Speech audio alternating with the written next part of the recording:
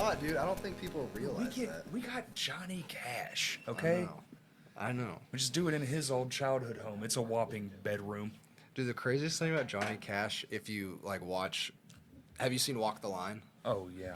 So, do you know his like wife in real life was black, and they just like didn't do that in the movie? Yeah. That's like fucked up. Johnny Cash was incredibly ahead of his time. Yeah. Via all those things. Mm-hmm. He was sick. So you mean just like a normal person? Just like a normal Yeah. person. What we would consider most normal people today, he was like a leader in it back then. Yeah. I mean, dude, his the man in what was it? I think it's the Man in Black. The reason he wears black is for all the injustice. All right, well, this one's not super important, but A and B are going, recording's going. Oh, we're good? I'll get this figured out. Okay. Well, we can just go. That one's for just like laughs anyway. Gotcha. All right, ready? Yeah. Dude, I did this with some like Delta 8 water that we got the other night, and I did it in our hotel room, and I was trying to be quiet because Jimmy was sleeping, and I just got it all in my eyes. So fun fact is that weed water burns if you get it in your eyes. This is actually pretty good. This is the first time I've ever had one of these. They're good, dude. Celsius Sparkling Wild Berry. Yeah. Yeah, It's it's like good. it's like the healthy man's Red Bull. Oh, it is? Yeah. Oh, well, that's good. Yeah. Because I'm like I half told him you keto. guys wanted Celsius, and he was like, "What the fuck is that?" I had to look it up. It's like becoming a thing, though. I used to only see it like at Planet Fitnesses and stuff, but now they've got them at Casey's and all the gas This was stations. come and go, and they had like 20 different. I mean, they had a Yeah. whole section. I was like, how do I miss this? Yeah. Because I'm just walking in, grabbing C4s and just bouncing. Yeah, I feel you on that. I mean, they don't do anything for me. Like, caffeine doesn't do anything to me anymore. After, when I was in college, I, like, lived off of Red Bull. Of course. And then, like, that stopped working, so then I graduated to these Red Line energy drinks. Oh. And you're only supposed to drink half of those. And you drink the whole one? I would just down the whole fucking God, thing, dude. And I did that for, like, 3 years. And so now nothing works. Nothing works. Dude, I can Nothing at all. have, those C4s are like 300 milligrams. I can drink 6 a day, and I'll just go to take a nap. Yeah. It's like, dude, it's bad. It's crazy. My heart, my poor heart. Like black coffee used to still work for me, but now that doesn't even work. So I've graduated to sunflower seeds. Yeah. No caffeine, but like it gives me something to do while I drive. That's right. And then like you'll bite down on one and it just stabs your mouth, so it like wakes you back up. You know? Yeah. It's like wearing like a shock collar, like a dog. So if you're like dozing off, you're just My "No, I'm just favorite gonna thing bite on a long seed." drives is having to pee because it just Dude. keeps you awake the whole I trip. will purposefully, I'll be like, it's only 60 miles, man. It's Yeah. just 60 miles, just cram it in there. Yeah. And I'll do that too past gas stations so that I have to pull over like on the road. Right. So I can just like get fresh air and like get scared by semi trucks Yeah. that drive by. You gotta find like little Wild animal noises in the distance. Yeah. Especially on some back road in Texas. yeah. You're just scurrying around. Ah. You gotta find like little tricks because like the caffeine thing just stops working eventually. It really does. And it makes you wonder, why are we paying $3 a piece for these when they just do nothing? Well, that's the other thing I realized the other day that I'm not like a big coffee guy, but I'll get cold brew at Starbucks.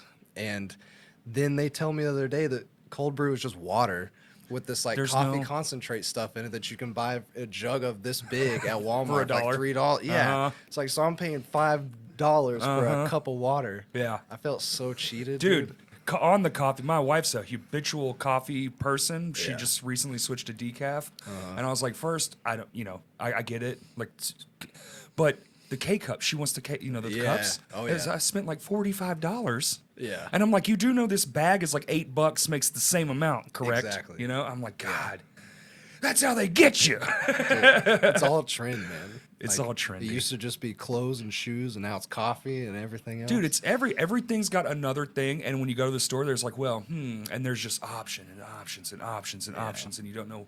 It's overwhelming. I want to go back. That's why you just go with Great Value brand, dude. That's right. It's all the same shit. It's made on the same conveyor belt, Yep. packaged the same place. It's just a different Name. Yeah. God, why? I went to like business school and like they told me all that, and I'm like, I hate everything. They're just look at you in the face and go, everything you know is a lie. Yeah. yeah. It's great. It's great. Thanks, college degree. Yeah. All that money down the drain so that I could learn how to cheat on tests and how to plagiarize without getting caught, and learned that Lays are the same thing as Great Value chips. All to just end up being a rock star. Dude. Yeah, Yeah. see? Now I just like sweat my ass off in Vans in Texas. There you go. Yeah, it's great. In Texas, mostly. Yeah. A lot of Texas recently. So first off, congratulations on the new album. Thanks, dude. It's a ripper, of course. Thank you. Yeah. I'll say it was fun to make, but it wasn't. Sometimes they're not. Yeah, I mean, the writing process wasn't necessarily fun because it was like the whole process of creating it was so like reactionary to like what's going on in the world, what's going on in like the small camp that like I reside inside of, like with me personally, with what's happening with my friends over here. And so all of it was like just purely outlet. Right. You know, and it wasn't, I never sat down at like in my studio with like, man, I can't wait to play a riff today. It was Right. always like, fuck, I have to like do something about this situation, and this is the only way I know how to do Right. it, is The to outlets. create this thing. Yeah. You know? And Oh, I like do. obviously there was fun elements to it because it's always fun getting to jam with your friends and like Always. in like with whether it's a painting or anything, like when you finish even if it's a rough demo and you listen to it front to back, you're like, okay, sick, that was worth the day that I spent creating it Sure. or whatever. Yeah. But it was a long time. Was a lot of it through the pandemic and all that? Most of us Yeah. through the pandemic. There was some songs that like roughly started in 2019. Oh, okay. Like there's a song called Penny Margs that I wrote the like clean main riff when we were on tour with In Flames in Europe. That was like my sound check riff I would do. Oh. And then actually the night that we stayed at your old place, Kurt, we have a song called Sleep Explosion, and I showed Corey that rough demo the night we stayed at Kurt's place when we did a house show tour, and Corey like freaked out over it that night and just listened to it in the van all night. And I was surprised that one actually made it through the process because we ended up with like 40 songs because we just What? were writing so much. sure, 'cause it's all you got to nothing do, really. and Yeah. like we just pump out songs like really quickly. Yeah. Yeah. And so somehow that one made it through the gauntlet of And you know, made the final cut. it did, yeah. Wicked. Yeah. And you were writing that. Would that even be pre All Hail? It was like right after All Hail. Oh, okay. Like All Hail came out and we were already writing. Writing, again. yeah. Yeah, that's kind of, we don't ever really stop because like we haven't made it happen yet, but we always want to just do like a cool EP that's like not like a concept EP or album lyrically, but more of Kind of like like the Zombie EP was a concept thing. yeah, but do it more of like sonically, like do an EP that's like all really ambient, long Oh. songs, or do something that's all short, fast songs over here. So And like, that's something the Ormaging could easily do because they have albums that reflect both Exactly. natures. Yeah, Kind of it- like Thrice's thing where they did like the 3 different albums. Was it 3 or 4 different albums? It was like Earth, Yeah. Wind, Sun, Fire. Yeah, Those. yeah. That kind of thing. Like, or even just like now the way that bands are operating is just releasing singles a lot too. So like, we went forward and then all the way back to the 1950s where it's I just know. like, it's just a single. yeah, I like kind of back it and I also kind of hate it. But I don't know that I never trust any of my own stuff until Yeah. I've heard it all together. So it's like I'd have to make the album anyway to find out what the single is. Yeah. Over write a single song and believe in it so much that the next thing won't be 10 times better. I feel you on that, dude. Yeah. Because when I'm writing stuff, at least for like Norma Jean, it's always like big picture. So Right. if this song over here does this thing, it's because I'm trying to like fill that spot on a 12 song On a record. grander thing. Yeah. Yeah. Now, like, there's some songs where I try to encapsulate like everything that we can do in one song, Sure. but then that song ends up being 6 minutes long, and it's no longer like a single. Yeah. You know. Yeah. No one's listening to a 6-minute long song unless No. they're push and play on the start of the record and just Yeah. going through it. Yeah, and so it's a weird balance thing, and it's also like comes with the territory of growing as a songwriter and realizing how to accomplish more with less and less time. And y'all, I'm sure y'all self-produced the last 2, right? The last 2 Yeah, records. so Jeremy Griffith, he was like our producer, but a lot of it was also Corey's brother Matt. He was a huge part of it because we did a lot of recording in Matt's studio back in Fort Smith also. Right. And then, you know, some of it was done in Corey's garage where we would practice at. Some of it was done in my bedroom that I'm just using GarageBand with. So Nice. like there's parts on the record that are from like 4 different studios. Right, You know. right. But Jeremy Griffith was like, he was an awesome dude to collaborate with and help produce the record because the songs were pretty much done. But he's like a total psychopath with all the like analog synthesizer stuff. Like, you know, the walls with all the, Oh yeah. he's like has all that shit. That's awesome. And so that's something that I will never in a million years know how to do. Or care to try to learn, and same with all the other dudes in the band. So like he added a lot of really cool layers and like textures using that stuff. He brought like a little, it was probably like about this big, and it had maybe like 10 of those little synthesizers in it. Right. Just, you know, going mad scientist mode on it, adding stuff in here and there. Love that. He's also a cool guitar player, and like with my playing a lot, I will put like an ambient pad under a riff or something like that to make it, you know, have body to it. Right, right. But it's always been more like single notes, Yes. tremolo picked, like really washed out.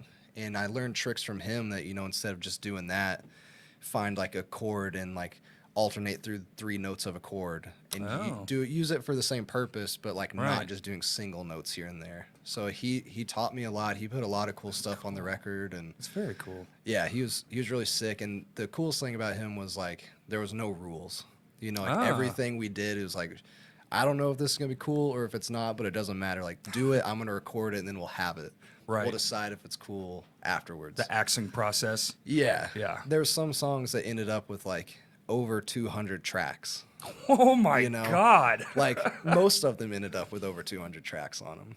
What? Because like part of that is the way we tracked guitars was, you know, we had like a room mic. We also Sure. had mics straight on the amp, but we were also double tracking at the same time with like most of the tone I used on the record was this one amp, but we also were running this like kind of shitty combo amp on the side that had more, it wasn't as hot, but it had more like clang to it and clarity. Right. So like we would mix those together and doing a lot of stuff like that. So that alone is like 4 mics running. I do that when I do octaves. I'll record them clean. Yeah. And then layer them up so they peak out a little more, you know? Yeah. Yeah. So it's doing stuff like that adds up. So that's one take is 4 tracks. Right. And if I'm quad tracking most of all the rhythms, and like that's 16 tracks right 2 there. guitars plus. Yeah. Okay. All right. So that it makes- adds up yeah, quick. yeah. You know? Vocal is probably doing melodies for everyone, adding all that together. Yeah. Okay. There's that a makes lot. more sense. Yeah. Yeah. We do these things called like beefy guys on vocals, and it's like any really hard hitting moments, we'll put like an extra 2 or 3 under it. Oh, yeah. Just to hit harder. And Yeah. We just did that on our record. Every vocal has a second and third layer. Yeah. And we went like Beach Boys mode on a couple of parts. Like Corey would do like a 5-part harmony here, and it's just like crazy shit that you don't expect to hear from like a metal band. A metal band? Yeah. But it was cool. It worked out well. Yeah, the influence is leaking through. You Dude, know? I mean, he listened to a lot of the Beach Boys during that whole process. For real? Yeah. That's Yeah, that's a cool band. Like I'd never Dude, I really love the liked Beach them, Boys. but I get it. Like there's cool stuff to it. They're like that band was huge for a reason. Right. Even if I don't see it, you know. I think that's true with probably all of it, right? It's like, yeah, not my speed, but I mean, the dude just sold 20 million records, so Exactly. there's something there. Yeah. Yeah. I've tried to be a lot better about that. Like, even if I don't just enjoy listening to something, like, if I'm being forced to listen to it, I'm going to try and pick out something. Right. To, like, find some kind of influence in or inspiration from. And there's always going to be something there, you know? Sometimes sure. you're learning what not to do. Oh, that's true too. Or sometimes you're just picking up on like, well, the mix is good. You know, Yeah. you'll go down to like that engineer brain and just be like, well, it is. Everything's sitting right where it's supposed to be. The wood block's a tad loud. Yeah, exactly. God, that's the one thing about being in it so long now is like my brain just starts tearing apart every single aspect instead of just enjoying myself like I Yeah. should be. Mm-hmm. It's hard to get away from that. Like I was in the gym last night and popped on the newest Under Oath record. Yeah. And I was like, this could have been a touch more mastered, I think. Yeah. Like, I think I get what they were trying to do because, like, we were just on tour with Aaron Right. last week. Right. And then when we were doing our new record, Tim was in the studio with us a lot. That's Because we were awesome. on the same block as his coffee shop. yeah. And I think, like, they went so one way with Erase Me. And that, you know, Try to that come they back. were trying to, like, they maybe, like, overcorrected a little bit, but also I like that. Like, that's the kind of sounds that I like on a record. And at the end of the day, like, I just respect them, like, doing it all themselves. Because that That's- was, like, yes. totally in-house. So they, For like the first time ever, too. yeah. So, like, you know, it's obviously not like the Radio Rock record like they did before, but the fact that they were just like, this is what we want to fucking do. Yeah. Like, who knows if we've got our own cabin fever with it or whatnot. Like, there's just, I have a lot of respect for that part of it. That's sometimes where the producer is kind of like a good person to come in. Like we would send we don't have a producer, but we're just send it to a couple friends, get some feedback, like Yeah. Like your music buddies, Yeah. to kind of okay, you're right. Like I like it, but you're right, it's off. Yeah. But it's not. I love the record sonically, it's awesome, which always gonna be. I mean, these guys are talented as can be, but it's just like I'm listening to it and I can still hear like the workout machines and stuff, and it's just like and then my volume's all the way up.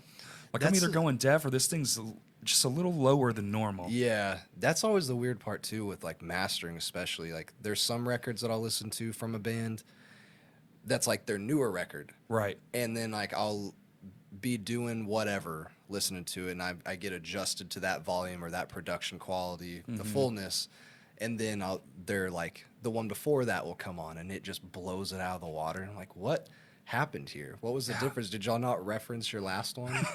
There's some hardcore band I was listening to recently that was like that, and it was the second to last record was just kicking my ass, and then the new one would come on, and it's like I can hear my footsteps over this. Yeah, it's weird. Maybe it is all the my brain immediately went to maybe it is all the self-production because everyone's going to it. Yeah. I mean, that is at the end of the day going to be. It's just going to be here's the tracks in an email to the mastering guy, Yeah. and he's just doing his best to hear your vision and do what he's supposed to do. Yeah. And then you just get it back, and that's kind of it. True. I mean, everybody, I think, on a long enough timeline soon is going to be the same. Yeah. The Foo Fighters will just sit in a room and record a record the same as Norma Jean, the same as My Hands to War. Yeah, exactly. The different levels will all kind of be right here when it comes to recording. Yeah, that's something I want to like try and break away from too. Like when you have the chance, like, because there is almost like a standard now Right. of what production quality sounds like, and it's like we could make a record in this room that sounds just as good as like Adele. Oh, yeah. Yeah. But it sounds just as good from like this very linear like Sonic. standard. Yeah. And so that's where, especially on like the new record, there's lots of times where I tried to make it like intentionally shitty. Like when I'm quad tracking stuff or if I'm just double tracking stuff and I know that this riff has a bend in it, I'm intentionally gonna play the first take this way, bend it like a full half step or Right. something. And then on the next one, I'm gonna bend it like 3/4 of a half step or something. So Like, just a little off. yeah, and like Yeah. I try to do that like pretty much all over the place to make it sound like two dudes playing, See, I love but that. still like be Right. tight because it's still with myself and like Right. I have control over where the lines cross. Right. If that makes sense. No, I do. So yeah. like that's why I love recordings that are super like one mic in a room sounding, Mm. even though no one really does it that way. But if it comes across that way, Right. Like all of Kurt Ballou's recordings, Yeah. I love his shit. Dude. Yeah. His records are awesome. Very dynamic, very in your face. Yeah. It still has that grit. It doesn't does. have that over polished essence to it. Yeah, the drums sound so sick on him. The guitars are cool because like I think the way that he does it is like he doesn't just get a badass guitar tone that stands good on its own. Right. Like I think what he does is he does really mid-heavy guitars that maybe sound kind of shitty on their own, but in context of everything, they rule. So he views everything as pieces rather than trying to get each piece perfect on its own and then Right. combine it all, Yeah, no. It's like I love that dude's stuff because it sounds like him. Right. Every record that comes out of there sounds Very much a Kurt Ballou record. It's got character. There's a band out of I think they're out of Oklahoma City. They're called Chat Pile, and they're awesome. Okay. Jimmy hates it. Everyone in the band hated it. I played the Chat whole Pile. record the other day, and it's like so gross, and the vocals are so weird. It just sounds like Kurt talking in a microphone the whole time. Oh, it's a pretty much. talk thing? It's like a lot of talking, but then like random screaming. It's chaotic, but like Almost doomy. sounds like like that early 2000s poet Yeah. metal. Yeah, it's like stuff like that, but like you're crazy. Like Oh. you're not being artistic, you're being crazy. You're being crazy. Yeah. Are you calling me crazy? Like, A little bit, yeah. That's fine. But that record's sick and it accomplishes like that thing. It sounds super like pure just noise and grit and yeah, it just sounds real. yeah. That's like that. that's what like I look for now when I'm finding records. It's like I want to if I'm hearing this song and like the guitar break is happening, I want to feel like I can picture that cab sitting in an ISO booth and the mic, and like know that that was a specific moment in time captured right there. Ah, I love that. There's a band called White Reaper. They're kind of like 70s rock type shit. Okay. It's like Kiss but better, and they're like current. But whenever I listen to that record or that band, all the guitars just, I'm always like, man, that's like a moment in time right there. I love that. And like that's what was captured. They may have Yes. done it 5 or 6 different times, but that one time is what's here right now. Yeah. And I love that type of thing. Yeah, that makes me smile. I love that too. Yeah. I've actually been, I was talking to a friend of mine yesterday about this. I've just been stuck on classic rock because just the way they made those records is so pure in its essence, because it was just 4 microphones. Like John Bonham on Led Zeppelin, that's 4 microphones for that whole drum set. Yeah, dude. That's nutty. I know. And it crazy. still sounds like that. But Yeah. you're just capturing the pureness. It's all room tone. It's just like what you would walk into your friend's house and hear them jamming, and that's Yep. what it is. They're just really high-end jam sessions. They are, and like there's just no need for perfection, which was my favorite thing. Like the guitar solo on I think it's Communication Breakdown. I'm pretty sure that's the song. I mean, it's just bad. Like there's just like wrong notes all over the place. He's like flubbing notes here and there. But I remember the first time I heard that song and that solo kicked in, I was like, this is crazy. Yeah. Like this is the wildest shit to think about. Some dude just standing in a room, just going loose. And he didn't even bother to like get it perfect. He's like, no, that's cool. Yeah. I'm gonna roll with that. I'm gonna let that exist now for forever. Yeah. In me being in the biggest band of all time. Yeah. You know, it's And you're going to try to replicate that too every night and see how bad you can actually do it, like yeah. on purpose. Yeah. Wicked idea. Yeah. I just love that idea and that approach to music. And I lean into it more and more now because everybody else is leaning away from it. Right. Well, I love Bad on Purpose. Like, yeah, I get what you're saying. Because we did that in a song I wrote where we called it the anti-solo. Like, it was a solo, but it Yeah. was not a solo. It was like Kerry King solo. and it where was it's just, trash. Yeah, it was just Yeah. like, you know, you hit those two, what is E, A, D, G, B, the B and the E, and you're just kind of pinching the two together and like Yeah. just moving forward and backwards. It had the same, the only thing that was consistent was the right hand. So the Yeah. right hand picked the same amount of times every time, but the notes changed here, there, whatever. You might be a single note because you just picked it wrong. Like, and it was one of my favorite parts in the whole set. You know, you play in 30 minutes and it's just Yeah. like, that moment's just like, yeah, and I'll pretend to shred. yeah. You know? For Like, sure.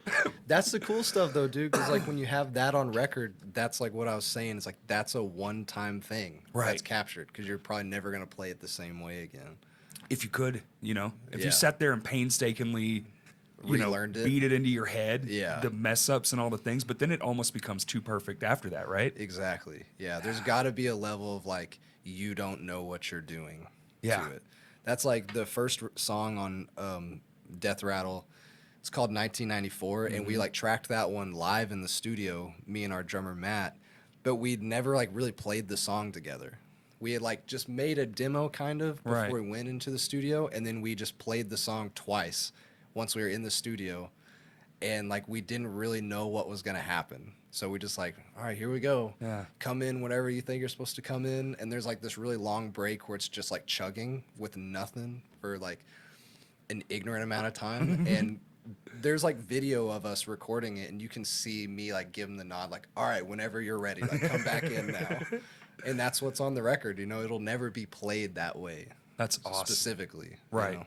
And like I layered it and doubled it with like sitting in the control room playing along, but still like the core of that song is just 100% in the room together, figuring it out on the spot. Right. Yeah.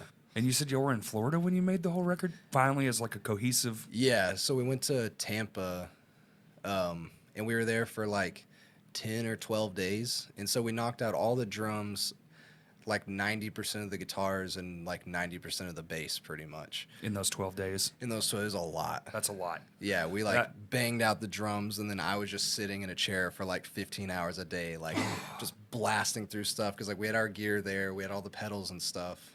And like I wanted to get the bulk of everything done. I knew we could still get some small stuff done once we left, Right. in our home studios and stuff. But also like you want to be in the vibe when you're creating like the meat of it, Absolutely. you know.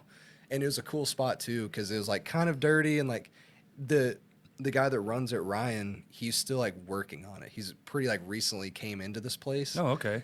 And it used to be a Morbid Angels practice spot. So like Wicked. he was showing us like these before and after pictures, and this place was like trash, dude. Like just hoarderville, this dirty Cigarette shit butts everywhere. everywhere. Yeah, and so he's really done a lot with it, and it's awesome.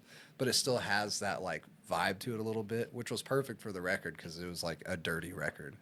I mean, all the best studios really were Yeah. like the best records ever made, and you look at those old photos and you're like, good God. Yeah, dude. I mean, like Glow in the Dark studio, like that. Everything I've heard about that studio was like all the power was shoddy. Like it was just gonna blow your shit up at any given time. When we did All Hail at Graphic Nature, you know, like that was a great studio, but it's the same concept. Like the kitchen, there's like rats running around Right. in it and stuff, and like you're waking up if you sleep in the bunk room over a like mattress store that's below, which definitely not what that place is. I like mattress store. Yeah. And you're just like waking up to hearing these Jersey guys yelling about money underneath you. It's like, but that stuff, like if you're too cushy, like you're gonna get too comfortable and you're not gonna feel like you're gonna like be distracted Right. with like comfort and like what you can go do outside of that. And it's almost like when you wait too long too. You know how when you can have a record too long in your hands yeah. and you start, you know, that second part there, Yeah. that I could do something with that. And you start doing all that weird things and it's Yeah. not the original intent. Yeah. Yeah. We definitely, I almost got to that point with this record because it was done and then we just sat on it for so long, like doing the mixing and the mastering and waiting for like whenever the rollout was really going to start. Because you have to like stagger it with the other bands on your label because they don't want to push like two records that are dropping at the exact same time. Right. And I don't even think about things like that. Yeah. so it's like usually like us and like Fit for a King and Silent Planet are like somewhat on the same cycle. So we Right. kind of have to like work around each other's release dates a little bit with that You stuff. definitely don't want them close to each other. No. And then you got to what I'm sure there's all kinds of stupid logistics like, well, vinyl's out a year and this or that or 6 months or however long. We still don't have vinyl. Yeah. We're supposed to get it next month. It's supposed to start shipping next month. But The we'll see. Furnace Fest page just posted that the what was the first Norma Jean record? What was it? Bless the Bless the Martyr. Martyr, yeah. Just now shipping 1 year later. Yeah. From It's 2 weeks crazy. from now. I know, dude. So like it's a year Friday or whatever, or in Yeah. this week, and it's been a whole year since they pressed that, and it's just now getting available. yeah, it's wild, dude. It's just because there's no pressing like factories Well, or there's like whatever you 3 in the call 'em. world. Yeah. And you think everyone's making them. You go to Walmart, Target, everywhere. There's, you know, and you're gonna.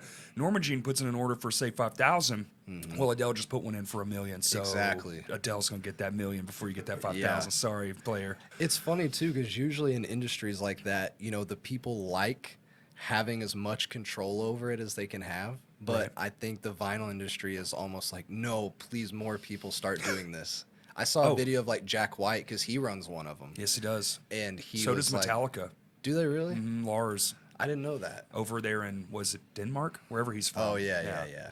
I saw a video of Jack White being like, y'all need to start doing this, basically. Well, they all went kaput. Vinyl was gone, completely Yeah. gone, literally didn't exist, and then all of a sudden, and now it just is where the money's at. It's crazy, dude. Crazy. And I mean, I'm like part of the problem because like I collect so many vinyls and I don't listen to them near as much as I should. But I'm like, one day when I have this like $10,000 record player, I'm gonna listen to all of these all the time. And you won't. No. It'll just look cooler. Yeah, because instead of buying a $10,000 record player, I'm just gonna keep buying more guitars and amps. Vinyls. And, yeah. So I haven't seen y'all in so long, man. I know. Just it's fun to be in the room with you guys again. Thanks for doing this. I just want to say Yeah. that first. I was just thinking about the last time we actually got to hang out, and tell me if I'm wrong, but was it at that weird church Dude, building? Do you remember that? I was thinking about that last night. Yeah. The I think we came as Shimfo and Yeah. the hiding place. And I wasn't even in Harvester yet. no, That was like Cape Fear and Harvester and Shinpo. that's exactly what it was. Yeah. What a time. How long was that? Like 12 Was that like 12 years ago? Yeah, I think it was like 10 or 11 because Yeah, I you- was probably 16. I was gonna say y'all were literal children. Yeah, I was like 16 or 17, I think. But yeah, I remember that show very well. I just was thinking about that all day today. I was like, I haven't seen them I mean, aside from like at shows, but that doesn't really count. Yeah. But like, got to sit down and just shoot the shit for so long. I know, dude. And y'all's journey has been so wild since then. Yeah, it's pretty cool. Like me and Jimmy have pretty much been like a fucking package deal a lot throughout this whole thing, and like our paths like split off here and there, but it's always like, where are you gonna be at? All right, I'll be there then. Right. And aren't you? Well, I know you're leaving to go do something cool soon, like tonight. Tomorrow at 5 a.m. Ugh. Yeah. Tomorrow 5 a.m. hopping on an airplane to go do rock star shit, and then you're in another band now, right? Yeah. So I play in Great American Ghost also. And so we play Furnace Fest Friday with Norma Jean, and then I fly out the next morning to Germany to go God. like finish a tour over there. Whoa. So I'm just like, we've both been like hopping all over the place. The last leg of the Norma Jean tour that was last month, I flew in from. Was that labeled Fest? Yeah. Yeah. So that was like a 2-part thing. We just finished the last part of it. Right. But like I was on a gag tour and I had to fly from the last day of that to finish labeled Fest leg 2. So it's just like jumping from one to the other and now vice versa. And So you have you been home in months? I've been home for like really short periods of time. Right. Just Yeah. little stints enough to pack a bag and go back. Pretty much, yeah.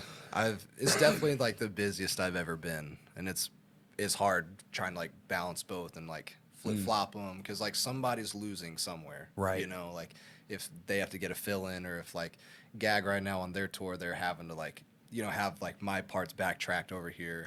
So it's just like somebody's losing, and like I'm the catalyst to somebody's day not being as sick, and that's a bummer. But like I'm doing my best here. Right. Well, you are. Yeah, you're stretching it real thin. I'm trying, and my wife loves it.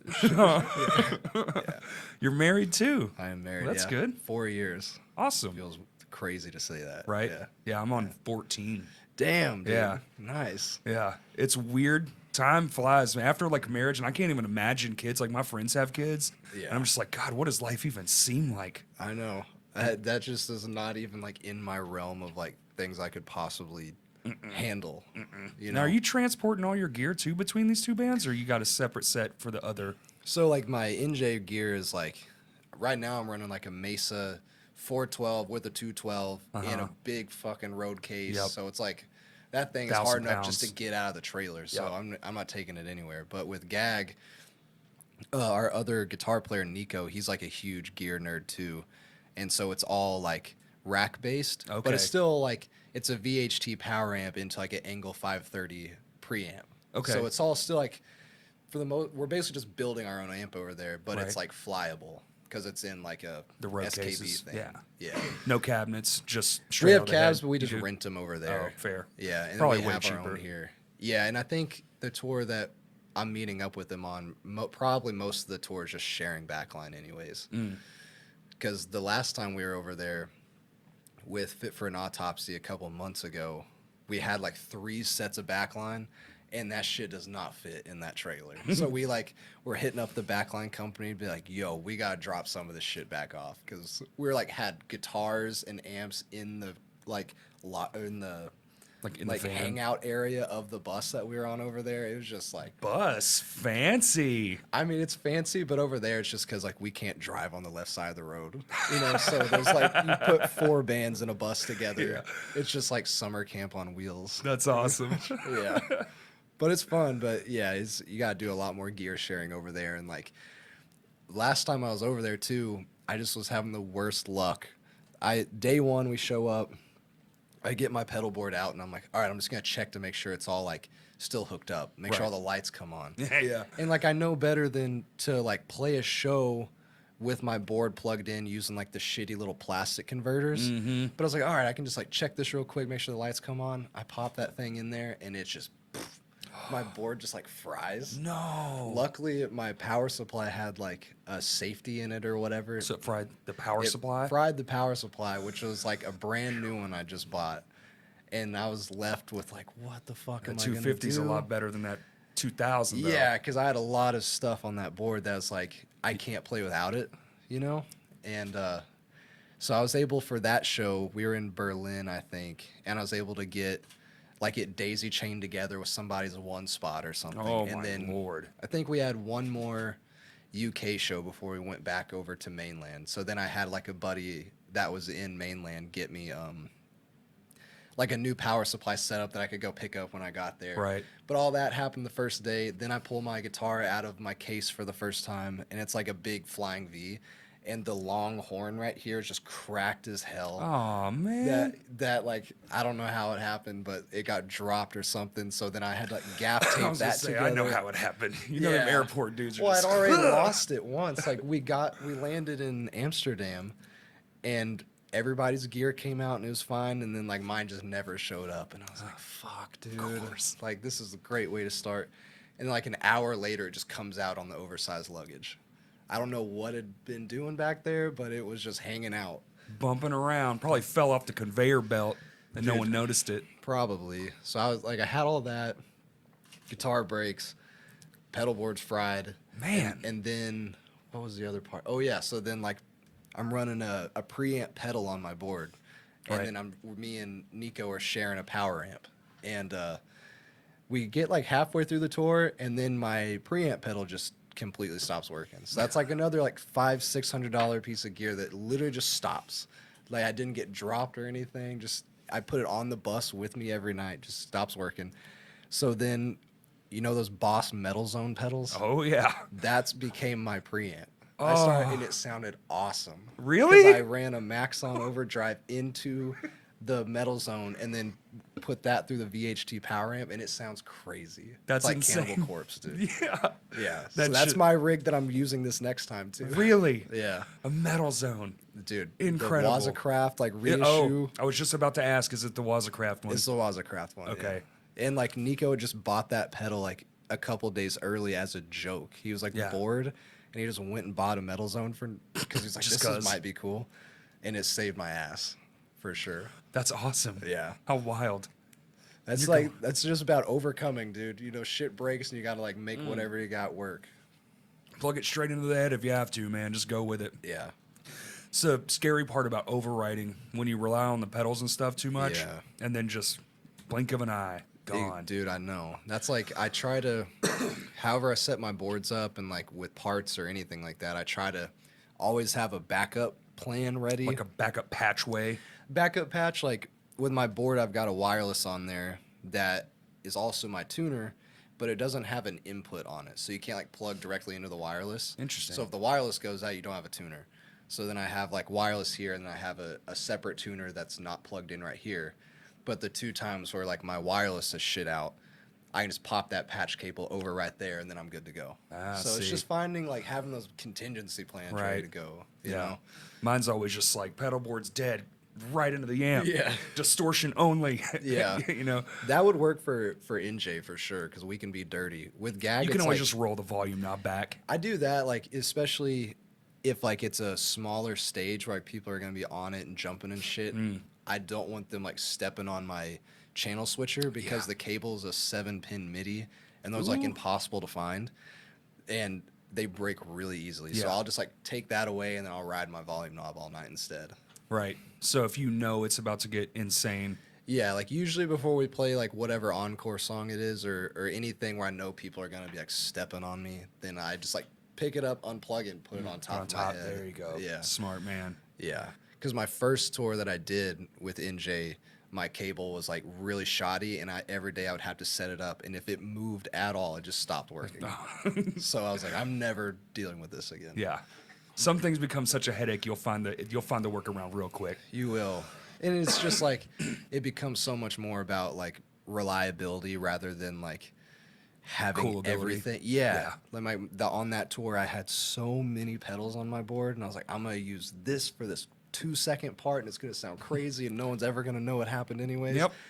Times like 50. Yep. And now it's like, man, I have to have a delay. Fuck, all right. Yep. Yeah. It's wild, dude. You see these other bigger bands, and they have these pedal boards, and they have like, just it's all around them, Yeah. and they're just playing double foot all night as Yeah. they're Dude, I love that shit. But those dudes have guys to take care of it. that's when it true, and they don't have breaks. 30 people coming on stage to stage dive and do metal stuff. Dude, like that's my dream is to just to be able to nerd out on stage and like not worry about it if it breaks. Have that Because octangular yeah, setup with like that's the sick. bars that reach the top, so you can still just click down here. yeah, man, I'm all about that, but not in a metalcore band. Or you could do what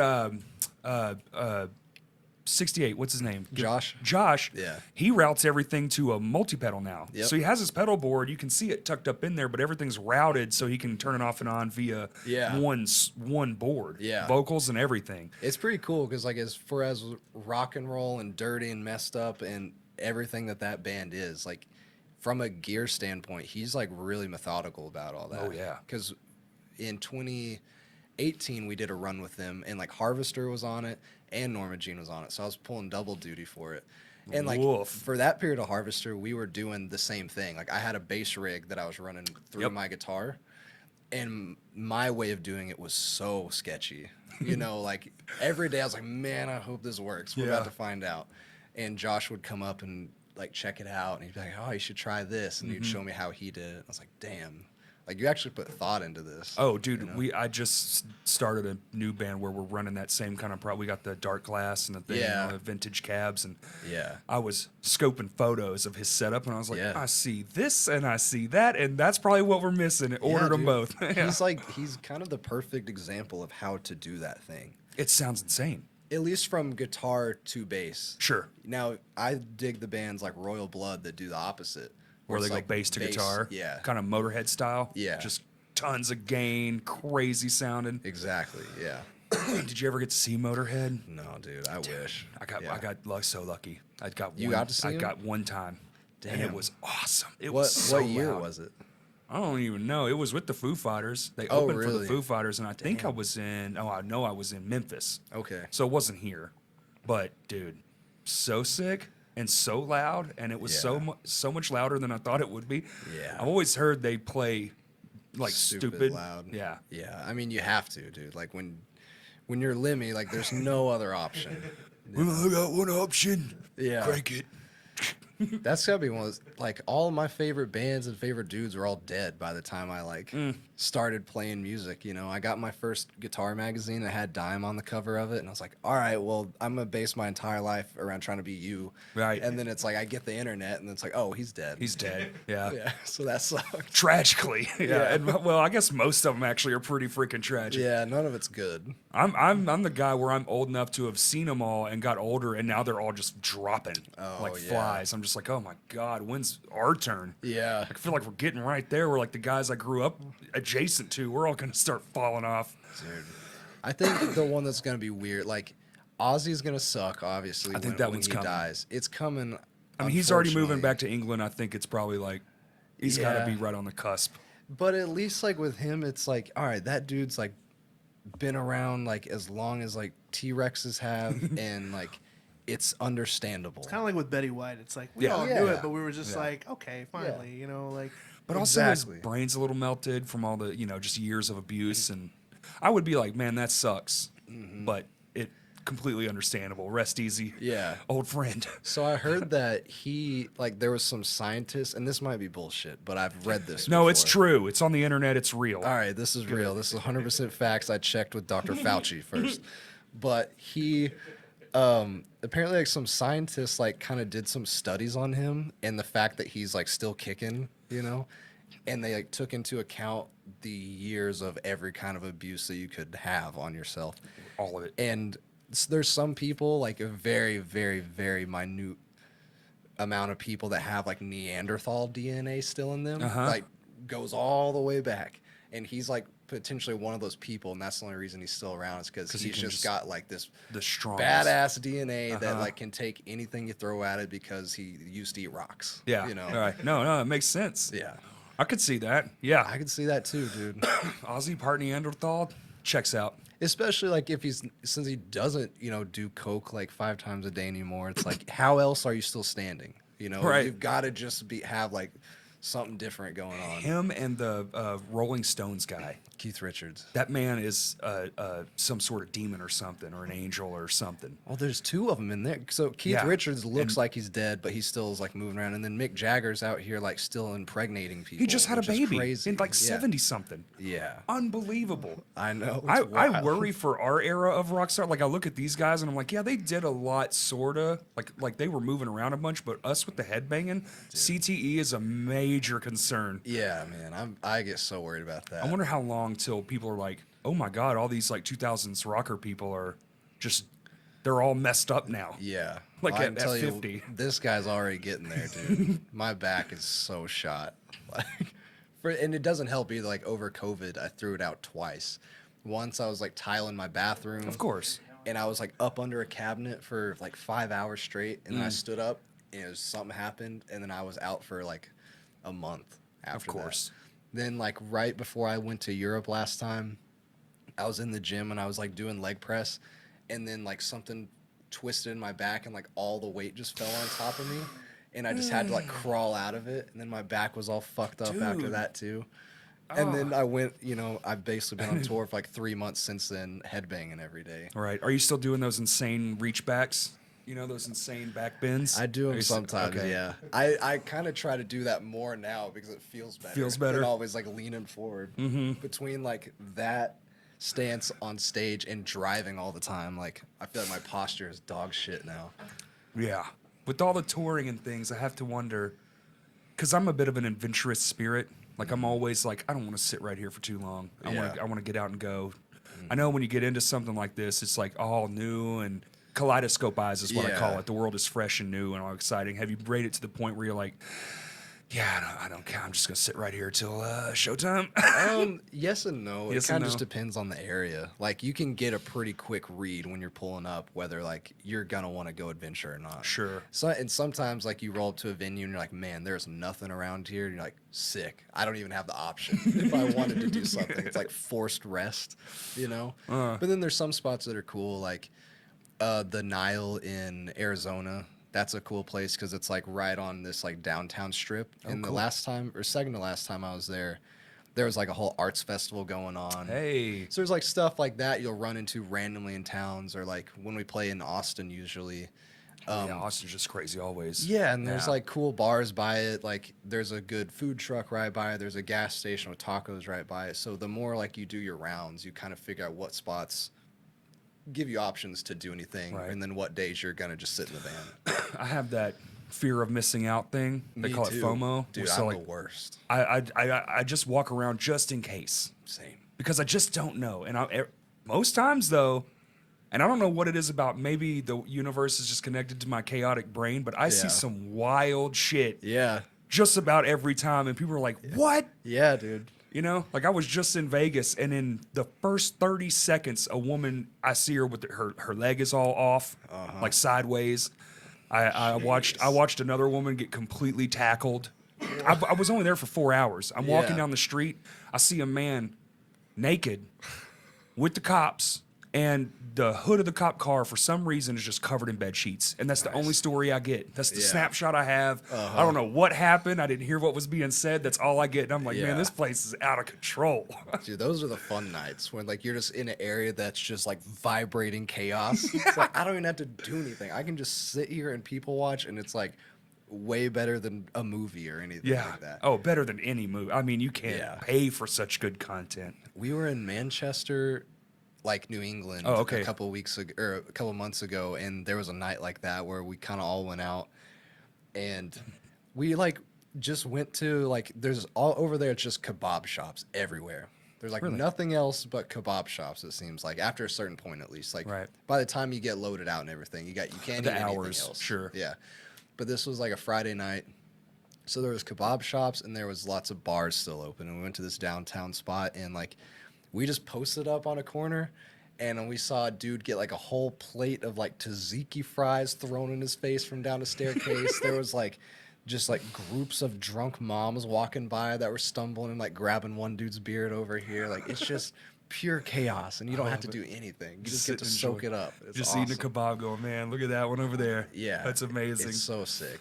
Like minimal input effort and you get maximum gain from it. Makes me happy to know it's happening everywhere. Oh, dude, the first time I went to Europe, we were in Glasgow. It was like the night before tour started, and there was just a all-out brawl in the street. Like, I don't know how it started, but we walk outside, and there's like construction all over the place too. And so these guys start yelling at each other, and then one of them picks up like a fucking road cone and just starts smashing another dude with it. Then like all these people that have nothing to do with it get involved, and everyone just starts congregating and fighting because there's video of it. Yeah, I posted videos of it. Okay. And then like one dude picks up like they had like those metal barricade rails, and then one dude picks one of those up to try and throw it at another guy, but he can't throw it because he's too weak. The street cone riots It was over there crazy, in Glasgow. dude. It was wild. You just see some dude like he's like trying to help his buddy just get out, and then another guy comes up and like flying kicks him in the head. It was so sick. That's amazing. Yeah, it was wild. So we got I guess, can we even say that yet on the thing? Because the Corey being sick, is that something we can talk about?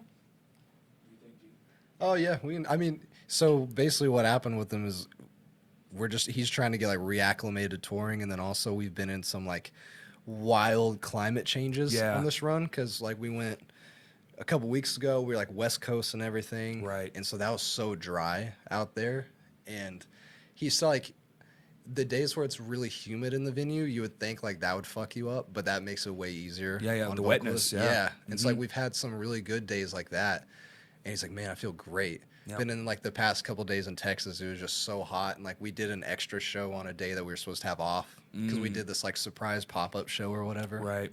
And that was sick, but it was outside, and like when your PAs are shit and like you can't really hear yourself, then you just over push yourself, and like, so yeah, he's like having some like bronchitis issues right now that he's dealing with, but like he's good, you know. Right. But we got Furnace Fest on Friday, so like that's a pretty big deal, and we're trying to just like make sure we can fulfill that commitment. Yeah. And especially like we want to play Little Rock so bad, but also we're 2 hours away, so we can like make that happen. Right. You know, that's a simple makeup date. You're like, yeah, we'll go for lunch. We'll have a thing. Eat some Gus's chicken, play a show, come back. It's fine. Yeah. So that's cool. Yeah, and it's been rescheduled. Yeah, to November 29th. Yeah, which is sick, because I'll be home for like 5 days between tour and that. From Germany, back from Germany. You're just talking about not enough time, and you're just right back at it. Yeah. Is the other one makeup right next to that one? So it's like boom, boom. Yeah. Yeah. And I think that leads into like maybe some other stuff that we'll end up doing, but who knows? Who knows? Now. Yeah. We just want to make sure and like take care of the people that wanted to come see those 2 dates, because just canceling shit sucks, especially after 2 years of it. I don't care what level you're on, it sucks. It does, dude. I hate it. Yeah. I think we've only had to cancel like 2 shows since I've joined this band, and both days it was such a bummer. It's a bummer. Yeah. Yeah. I'm not even on any kind of level, and it just is like, when it's out of your control, it's out of your control, man. Yeah. Hope people understand, which they mostly do. But self-care is very important. Yes. Totally. And like that dude is like, he does vocally the craziest shit. Right. It's like acrobatics basically. Yeah. And so like, I don't know how he does it one time. Right. So let the alone fact that night after night after night. That's just insanity anyways. So that's hard to understand on its own, what singers have to do every single, because a guitar, man, it's like, oh, the string break, would just replace it. Well, you break a vocal cord, man. Yeah. I mean, yeah. Yeah, it's literally in your body. Yeah, he would know the best. Yeah. He knows very well. And then like on top of that, like, sleep is such a like huge part of being able to recover. And like a lot of these drives have been pretty gnarly ones, especially like yesterday. We've been on some legs, man. Yeah, like we drove 10 hours yesterday, and like depending on how you sleep the night before, it kind of determines if you're going to be able to sleep the next day. Right. And then like, especially coming up out of Texas yesterday, there was so much road work that I drove through. That's like infinite. It's not like a smooth road where you can sleep. It's like fucking. And you're in a jumping the whole van, which time. aren't already great to be in, like suspensionally speaking. Yeah. They're stiffer to hold more weight. And then you got me and Jimmy like up front driving, and we're just blasting like music that everybody else hates. Just probably. to stay away. It's Blood Brothers, but sped up like Alvin and the Chipmunks. Yeah, dude. Yeah. We're up there like fucking blasting I don't know what, but everybody in the van is just so bummed. This is Just Matt's in the back crying a little, like this is the worst. Yeah. I hate you kids. Yeah. Is this what they're listening to now? Yeah. Yeah. It's like, sorry, Matt. Just go back to sleep, dude. Oh, dude, I was a vocalist in a band for a very short stint, and dude, you really get to appreciate what it's like. Cause like, dude, you know, I'm trying to quit smoking right now, but I'd be just ripping heaters just right pre-show, and then you go up on stage and you're like, I can't do that.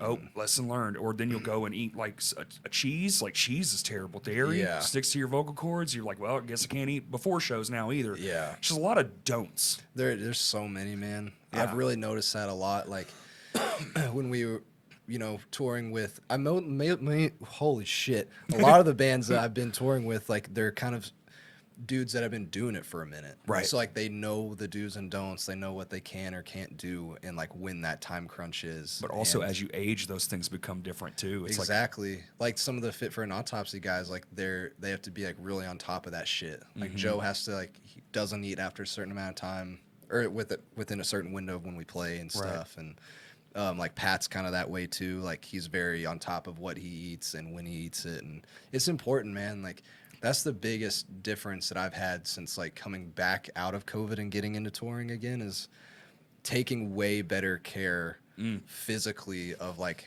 how you treat yourself. Yeah. Because it makes all the difference. Like the way the gag tours is we sleep at Planet Fitnesses every night. We all have like the black cards. So a few of us like work out every morning. Yeah. Get to shower there. I was just going to ask if you do the workout on tour thing. Yeah. Because basically you have two options: sit and collect weight. Yep. Or get up and just burn it all out. And, yeah. You know. Totally. Yeah. Me and Nico will work out pretty much like 7 days a week. That's unless awesome. It's like a way longer drive where we don't get to sleep there that night. But for the most part, we get to like work out every day. You get to shower there so you feel like a normal human being. Yes. You know? Even if because we still sleep in the van. But even outside of that, like the tour I was just on with them, our AC didn't work. So I was just like waking up, gasping for air every day, like sweating to death. But then like, you know, you wake up and you're like, all right, whatever. Like I still slept like a decent amount of time. We're in the city. We need to be, go work out for a little bit, go shower, brush your teeth, do all that. And then you feel like rejuvenated. Right. So you do that. You feel good. Like you feel like you look good, which makes you feel good up here. Right.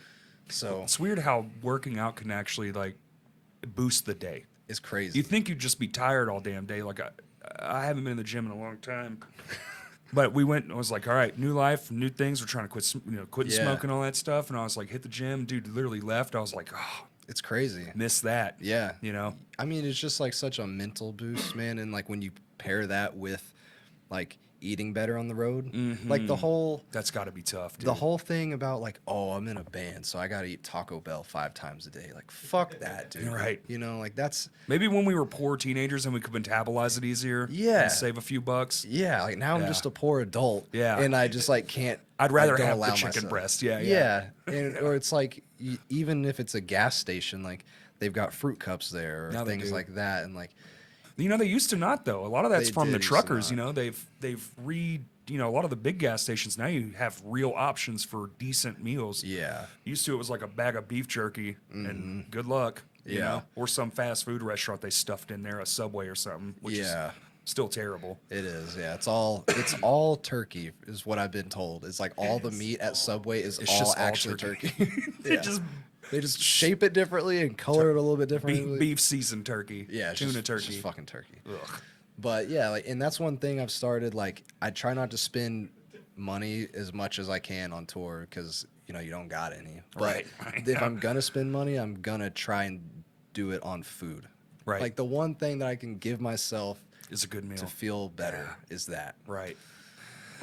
I And feel that That's so like much. the key to longevity too, dude. It really is. You can put trash in your body and you're gonna, you know, it's gonna do a number on you for sure. Yeah. Dude, did y'all hear about that thing about Subway bread in Ireland? Did y'all hear about this? They made them restructure it because it's got so much sugar in it. It's actually pastry there. Yeah. By their standards, it's basically Subway bread is the same as cake. So because of the amount of sugar that they have in it to preserve it. Dude, the standards like here compared to over there is wild. Oh, here is dog shit. It's- They're like, it's dog food, but a little better. That's Yeah. food. You can have it. Yeah, when you go over there, you kind of realize like, because they don't have just like the junk everywhere, and people look better over there. You know, Yeah. Like, it's crazy, and it's government shit. Well, the Like, one they that take care fucked of me their up the people. most was somebody told me take a look at a photo of Woodstock. Yeah, I've You seen won't that see recently. any like overweight people. Everyone looks the same. It's like they're insanely, and they're eating 3 square meals a day. My dad was there. Yeah, Like, and I have photos of him in my house, and I'm just like, the dude was an Adonis. He was Yeah. like muscular and all this shit.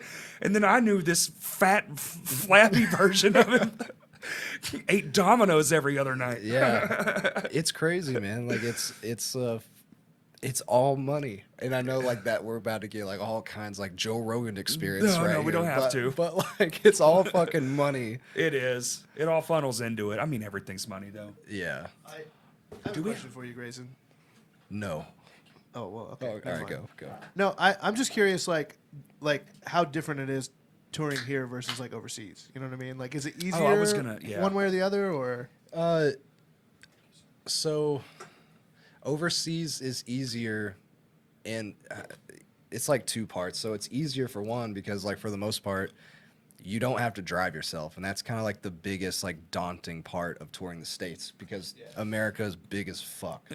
Like it's huge. Like when you go You to really don't understand I how feel like big 5 this place hours is. overseas, like in Europe, and you're like in Three gone through countries. 3 countries. Yeah. That's you the know? thing Yeah. is like when you're like with a band from over there and their TM says something like, all right guys, like we got a long one tonight, like everybody make sure and get food and get rested, and it's like a 7-hour drive. You're like, what?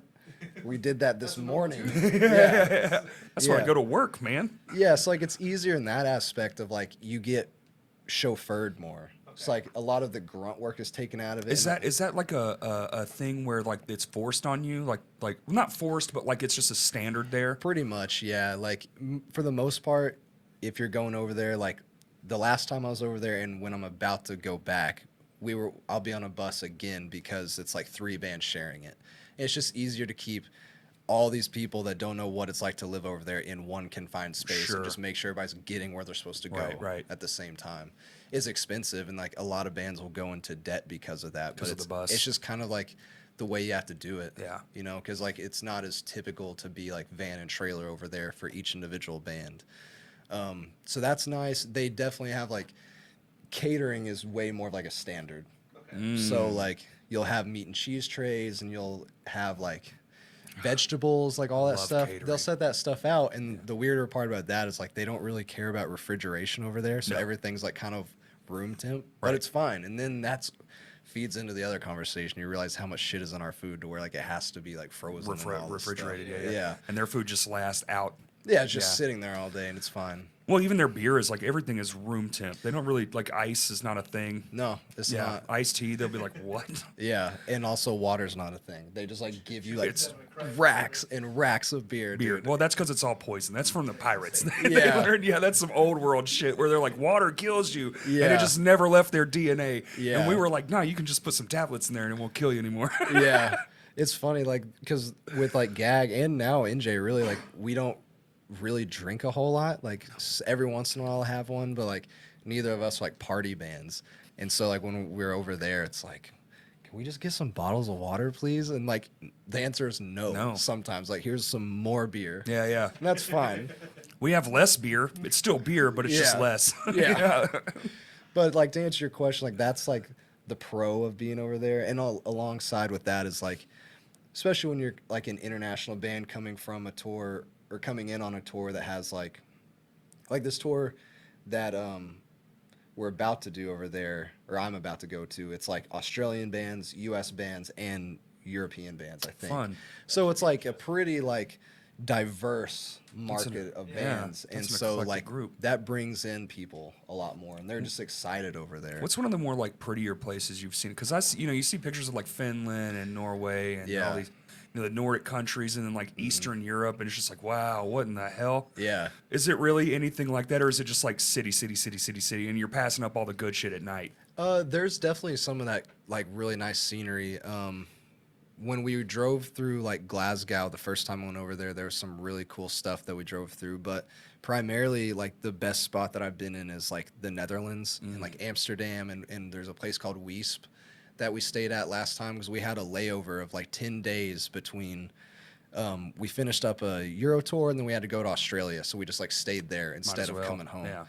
But it's just like really pretty. Yeah. Like there's good food everywhere. The Weesp town that we stayed in was more of like a small town, like retirement community. And so like you could ride. We stayed in this really cool Airbnb that was like on a farm. There was like cows every morning when we woke up. It was Sounds crazy. very Amish. Yeah, it was sick. And like they had bicycles that you could just like take and ride them into town. It's like 10 minutes away. You're like, in my country, this is a religion. Yeah. You're just driving through. Yeah, over there it's just called taking care Yeah, of it's just yourself. normal life. Yeah. Yeah. That's so wild, man. It's cool. And then like, but yeah, like Amsterdam's really pretty over there. There's one of my favorite records. It's by City and Color. It's called Little Hell. And like that album cover, it's like rows of color, but those rows of color are these flower fields that are in. It's at the Pansies. Is that where they grow Maybe pansies? so. Yeah, I think so. But that's like in Amsterdam. Amsterdam. Yeah.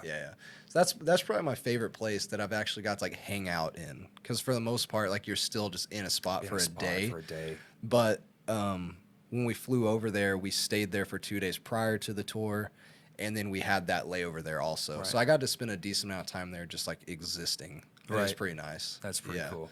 The red light district is wild. Like if you actually go at night to like check it out, like all of us, like all of our girlfriends and wives. Yeah.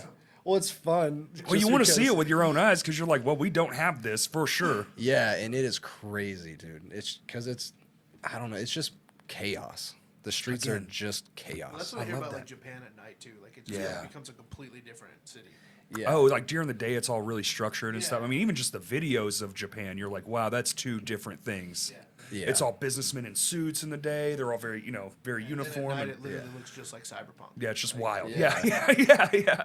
That's definitely like the next spot that that's really kind of the only spot left that I really want to go to. Dude, I have a friend that lives there, and he posts videos, and I'm like, I'm just the most jealous that you get to live here. Yeah. It seems crazy. Like all my buddies that have like toured over there, they're always like, that's the sickest place you can go. Yeah. I believe that. I truly do. Because like everywhere else, and granted, maybe it's kind of like this there, I don't know, but like pretty much anywhere else you go, unless you go somewhere that's like more exotic or like Or isolated. it's kind of all just like America with There's they a talk Starbucks. funny, you know. There's it's all there. Yeah, but like Japan definitely seems. I feel like especially for those like tourist trap places, like it's which they is want you to where feel I'll- comfortable, so you spend more money. So it's a very I can't remember who I was talking to, but there was a stand-up comedian I was listening to. He said that exactly because he's been doing it a long time. He's an old man. He's like, the one thing I miss is that everywhere used to be different, and now I don't even leave the hotel room because I know when I go outside, there's a Starbucks half a mile down the road. He's like, I don't care if you're here in Australia. It's all becoming one thing. So like going somewhere almost makes no sense. It's pretty true. Yeah, like the spot that I stayed in Amsterdam, just went down out of the lobby, turn a right, and there's just a Starbucks right there. Yeah, see, that's wild. It's wild, but like it's kind of nice sometimes because there was also a bunch of like local coffee shops. So you kind of had your choice. It's like, do I want Right. something that I know But what we're it creatures is? of habit. And you're Yeah. gonna, you So know, like I'd like force myself to like go try Do the the other other thing. shit. Yeah. I want to go to the guy who barely speaks, maybe not even any English. We're texting on a phone back and forth, and he's like doing the pour overs and Yeah. But I get this fancy badge in the Starbucks app if I use it in a different country. Yeah, exactly. That's true. Ooh, That's true. I points. got to go back. Damn. And that his coffee's €2 and theirs is like 7. you know? Yeah. Luckily, like the exchange rate kind of like evens it out. So at least like in Australia, everything seems crazy expensive over there. But when you like convert it, it's not as bad as you think it is. Right. But it still sucks to pay like $10 for Which is this. weird to be here, and ours is very much one of something is one of something like $20, but over somewhere like Japan over some yen, and they might be like 20,000. You're like 20,000, Dude, and you're yeah. like, wait, that's like 48 cents. You're like, Yeah. oh, why not just make it one of something? You Yeah. know? Take That's that how, 20,000 and just crank it down a little bit.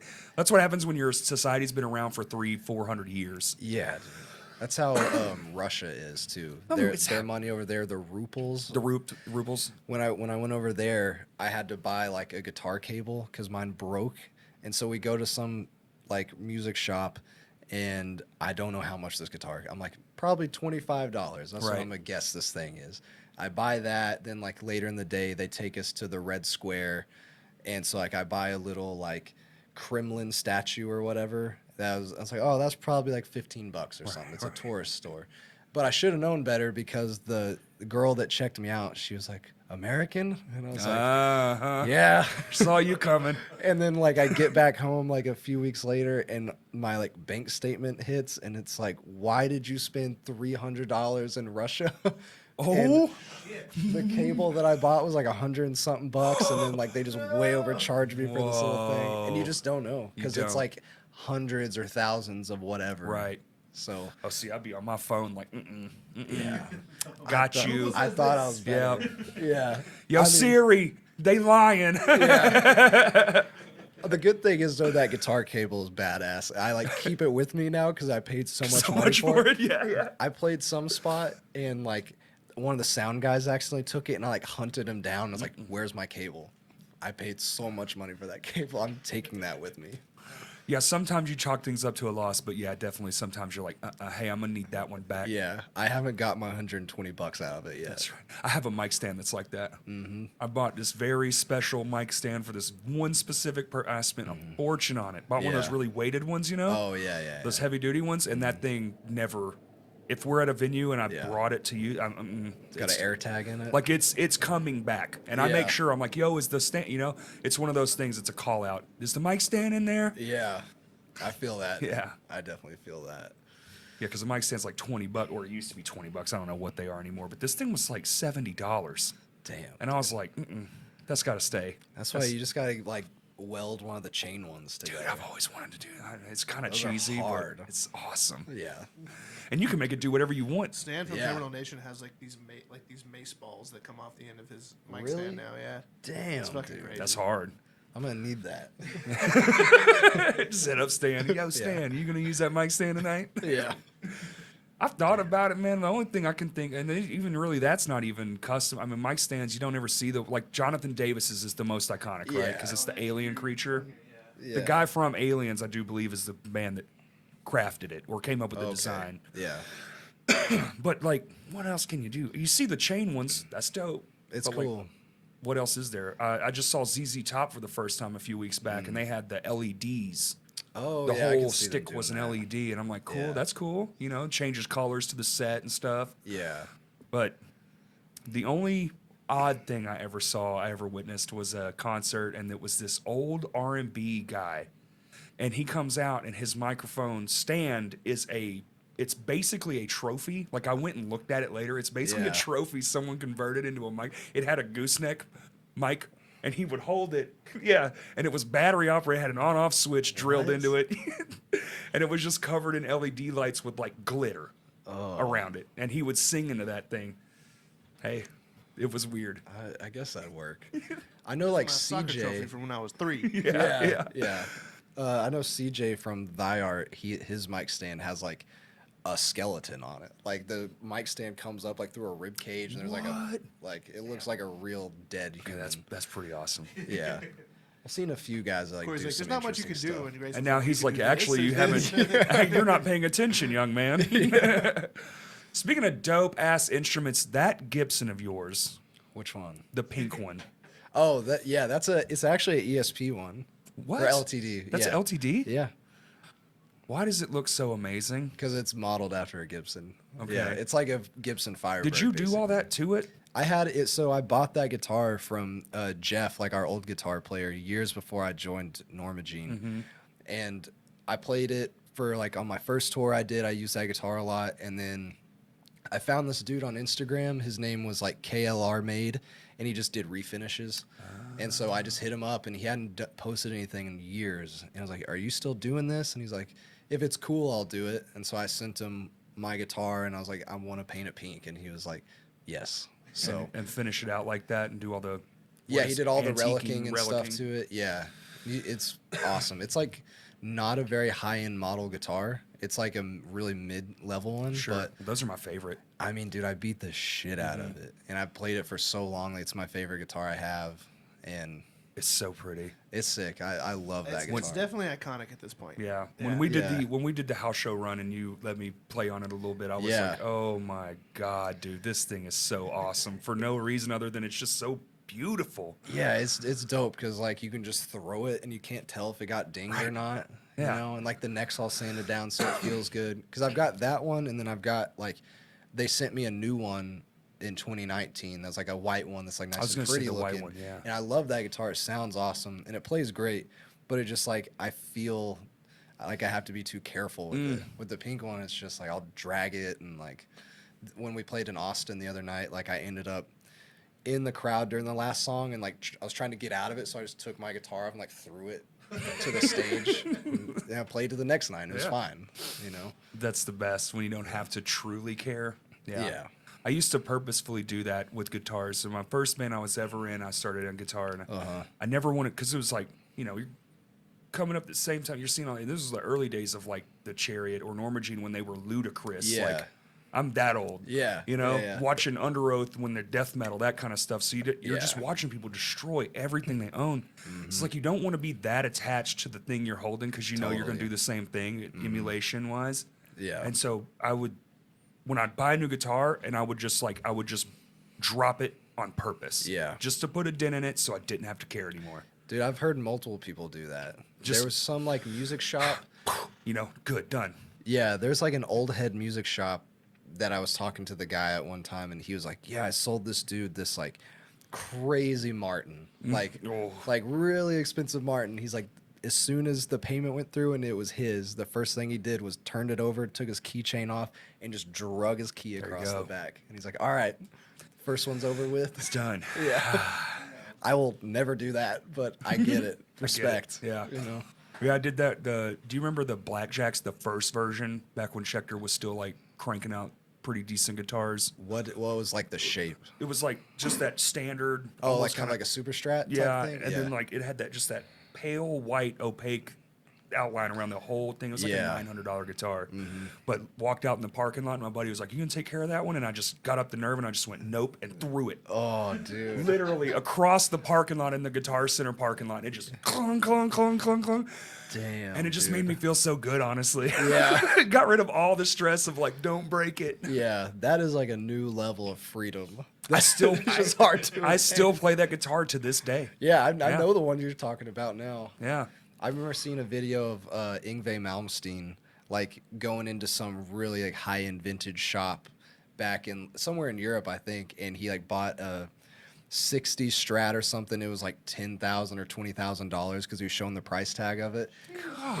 He like goes in, he buys it at the counter, they give it to him, then he walks outside and his car doors open and he just goes and just throws it in the car. Oh my God. That's a different level. Yeah. I was dinging up $900 guitars. Yeah. This man just dinged up an actual, oh my God. Yeah, that dude's crazy. I did accidentally play a $50,000 guitar once. Accidentally, yeah, in Nashville. Oh, okay. Were you I at was in like, Carter's? huh? Were you No, at it was a Guitar Center. Oh, really? It was one of them ones where you're not supposed to go. Oh, you yeah, know? yeah. And I don't pay attention, man. I'm kind of wanders. I'm just like, I'm a very adventurous when it comes to like being in new spots, and I'd never been, Yeah. so.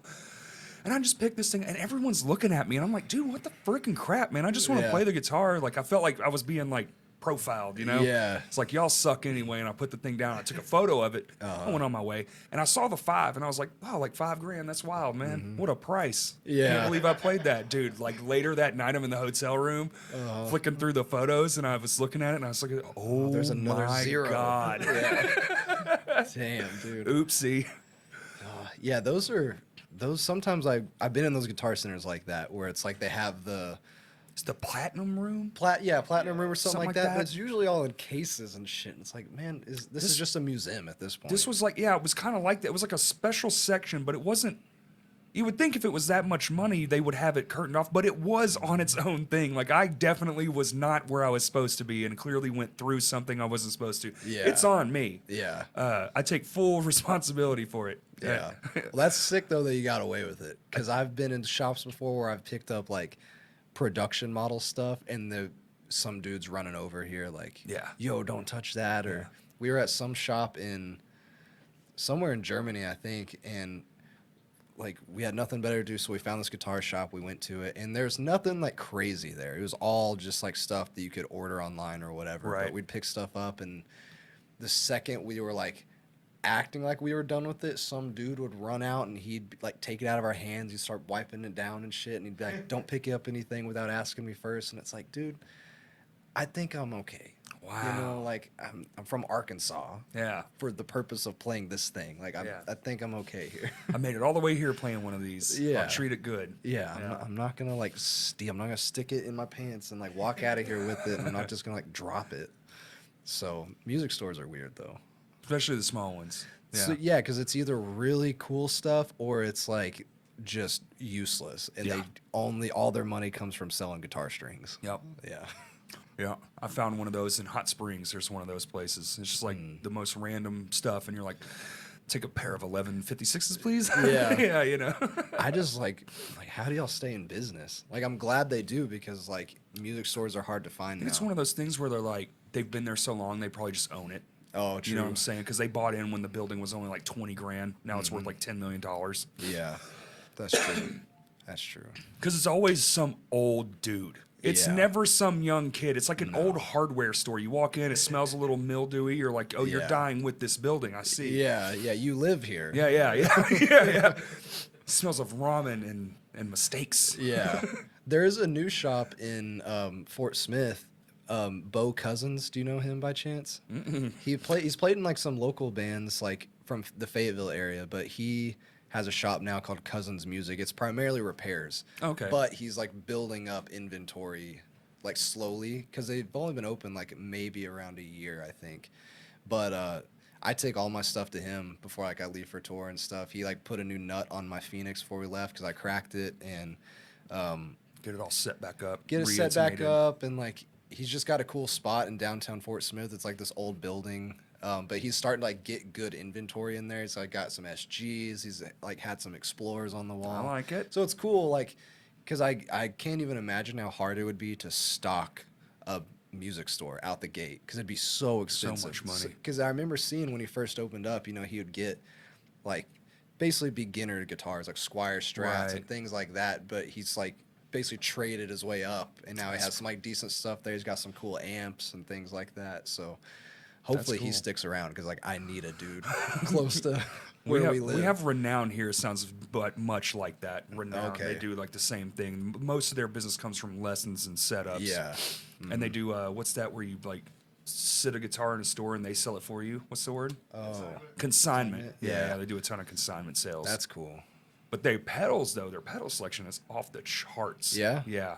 They have some really it's one of those nerd heaven pedal stores where like Yeah. you go in and it's just like hand painted and Okay. 4,000 little knobs and switches and you're Yeah. like, yeah. That's what I would need, because like I'd never find anything cool at guitar centers or anything. No, It's just like a bunch of tuners and like Here's a 4,000th rat clone you don't need. yeah. Well, you want to wrap it up? How long have we been going? We're at an hour 20. Nice. That's awesome. What do you think, buddy? I'm down to keep rolling. You wanna Whatever keep you're rolling? feeling. I don't dude. care. Dude, I'll talk forever. That's why I don't know what kind of constraints you guys are on because I know you've been on the road and stuff, so I Yeah. don't want to overstay my welcome. I mean, we've got kind of no constraints today. Okay. Honestly. 30 minutes? if you want. 30 minutes? Yeah. Okay. I know y'all got stuff to do, man. That's why I'm just trying to be like Dude, hospitable. my stuff to do today is getting drunk at Buffalo Wild Wings. Heyo. That's like all that I've got left. Jimmy's like, that's why we only got 30 more minutes Hey, we, reservations. went to Chili's before this. Yeah. No, dude, what? We got laundry and stuff. Little reset. Yeah. that stuff. I heard Chili's is y'all's joint. Hell yeah, dude. You got that? That's my spot, dude. Yeah, we pre-gamed. I was like, man, I'm Did you show him starving. the Chili's tattoo? He did. Yeah. That's Yeah. amazing. Yeah.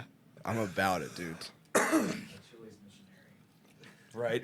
Yeah, I'm the Chili's Chili's missionary, dude. I've like slowly integrated all of the people around me to love Chili's. Not as much as I do, but You, as far as like fast food restaurant goes, like those chicken crispers, I mean, Crazy. what the hell? That's what we had. And I was like, these are amazing. You can't deny it. no. Dude, and they used to have like chicken and waffles, and it was like Yes. the chicken crispers chicken, and you could With- get it with the like chipotle whatever sauce, and it was Yes. just nuts, dude. Yeah. So nuts. Dude, chicken and waffles. Have you had Gus's? I think so. So y'all were where y'all were going to play. So when you come back, it's literally right next door. Okay. Gus is that's originally from Memphis. It's not as good as the Memphis location, Yeah. but it's still really fire chicken and I've waffles. had that. Yeah. I think I had it in January for the first time because our driver got it one day and he shared some of it with me. It wasn't in Memphis. It may have been in Memphis. Yeah. Yeah, it's so legit. Love it. What's so like? You get a Norma Jean. That's got to be insane. You know, I'm sure y'all were pals beforehand. All those kind of things. The Yeah. story probably goes. You probably said it a million times. As far as like being bright-eyed and bushy-tailed, what was like? I'm always curious of this because I've been doing this a long time, and I can definitely tell you moments I went, fuck. Yeah. It is like that. What was one of your moments, like one of your favorite moments where like, as you grow older, you're just like, I mean, that's just what it is. But when it just Yeah. really kind of went, man, really? In like where it lost some of the like glimmer. The glimmer where it like I don't know why I'm fixated on things like that, but I Yeah. can tell you verbatim like where I was, who was Yeah. doing it, like who was talking. Yeah. You know, because it takes away some of that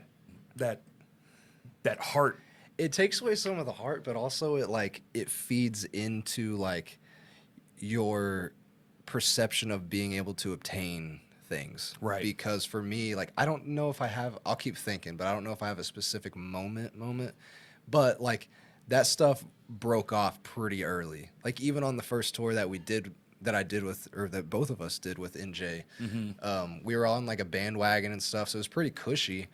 But even outside of that, like you quickly realize that there's like a significant difference between expectation and reality. Right. And none of it's like because somebody's not doing the right thing or because like, you know, a band's not as big as you think they are, but it's just because you realize everybody's just dudes. Right. Just humans that are trying to like corral other humans and like be somewhat like business professionals while also like headbanging every night. Right. And like living on the road and being homeless. So it's like, for me, once I kind of lost a lot of the like the bright-eyed stuff that you were talking about, I was like, okay, if that's the case, then pretty much anything like from here and on up is like very capable and it's Right. very obtainable because it's not as crazy as I thought it was anyways. It's just like a difference of work ethics and longevity and outlasting. I Right. think that's really like the key to any of this is outlasting. Just the ability to keep pushing forward. Yeah. Yeah.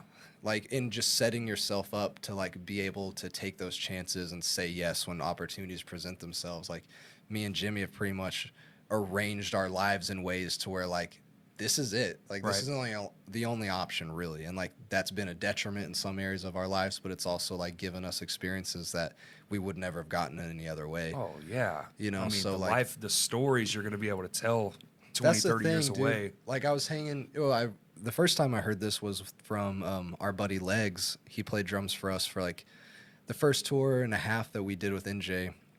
Is this and- Legs Legger? Yeah, Canadian? yeah, man? Ryan. Yeah. And so, you know, he was talking about like he had somebody kind of like mouth something off to him at one point, like early on in his career about like not making a lot of money or whatever. But then a doctor friend of his, I think I'm telling the story right, or I might be butchering it, but Yo, Legs, come on the podcast, bro.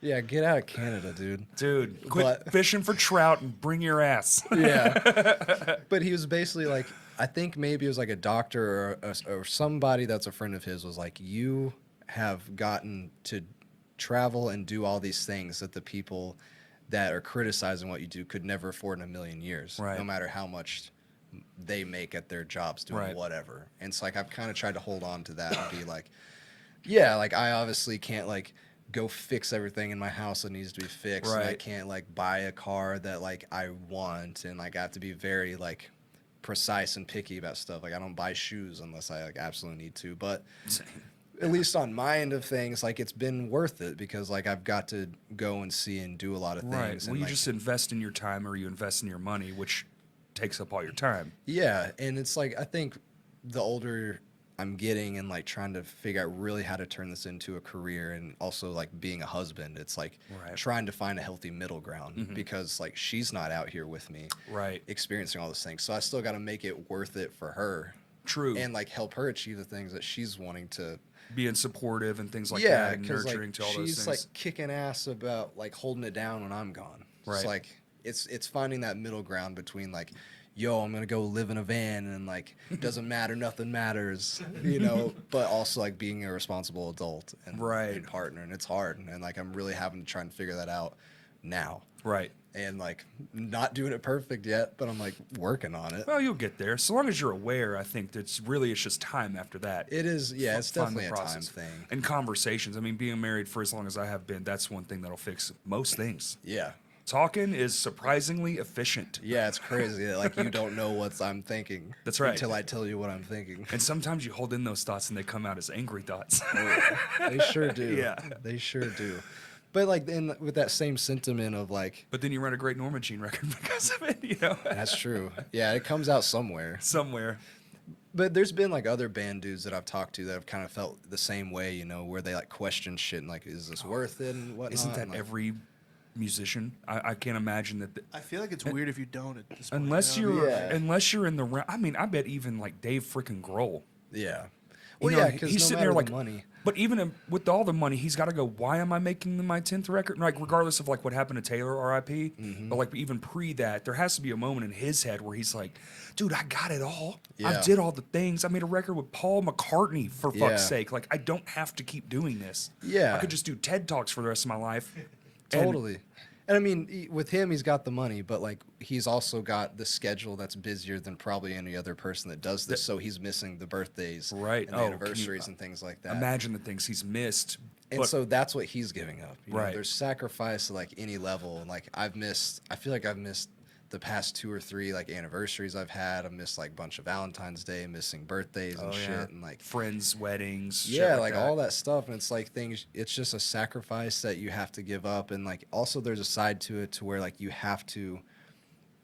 It's kind of 2 parts. You have to like choose to be selfish at times because like you're really the only person that can know how hard you've worked to like get to where you are, no matter how far that is. Right. But also you're the only person that knows like how far you're willing to go to continue to like strive towards that goal. Right. And so you have to have like lines drawn about like where you will choose yourself, Right. And it's not because you don't care about this person or that person. It's just because like if you don't, then like some of this was all for nothing. Or True. maybe all of it was all for nothing. And you've really got to find that line to ride to where it's like, I'm not budging here. Because if I do, then like this will be a temporary appeasement to a temporary problem. Right. Rather than like if you do that route, then like you're giving up Opportunities. and like you're kind of like not withholding all the stuff you did prior with the level of like relevance that you should. Right. Like proud of yourself, like, look, I did all this to get to here. And it's like, That and it's also, working too. It's working for you two guys. Like, it's incredible. And there's people that depend on you like once you get to a certain point too. Like the jobs that your job creates, very much so. So like even if like I don't want to do this or that, or like maybe it's not even that I don't want to do it, but maybe it's like obviously like there's reasons why like I wish I didn't have to do it right now or Right. whatever, but you can't act upon that because you've got 6 other dudes that are depending upon you being there. Right. And so like there's And just you a made lot the of sides to it. commitment. Yeah. Yeah.